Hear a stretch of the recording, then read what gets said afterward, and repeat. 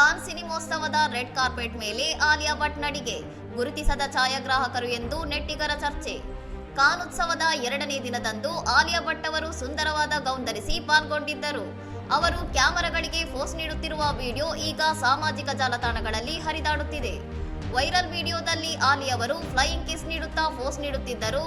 ಅಲ್ಲಿನ ಛಾಯಾಗ್ರಾಹಕರು ಪಕ್ಕದಲ್ಲಿದ್ದ ಇತರ ಅಂತಾರಾಷ್ಟ್ರೀಯ ತಾರೆಯರ ಫೋಟೋ ತೆಗೆಯುವುದರಲ್ಲಿ ನಿರತರಾಗಿರುವುದು ಕಂಡುಬಂದಿದೆ.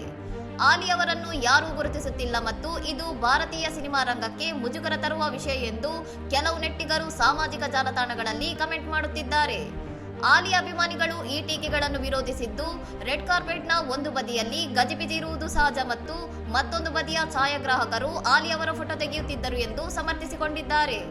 ವಿಶ್ವದ ಅತ್ಯಂತ ಪ್ರತಿಷ್ಠಿತ ಕಾನ್ ಸಿನಿಮೋತ್ಸವದಲ್ಲಿ ಈ ಬಾರಿ ಪ್ರಿಯಾಂಕ್ ಉಪೇಂದ್ರ ನಟನೆಯ ಸೆಪ್ಟೆಂಬರ್ 21 ಸೇರಿದಂತೆ ಹಲವು ಭಾರತೀಯ ಸಿನಿಮಾಗಳು ಪ್ರದರ್ಶನಗೊಳ್ಳುತ್ತಿದೆ.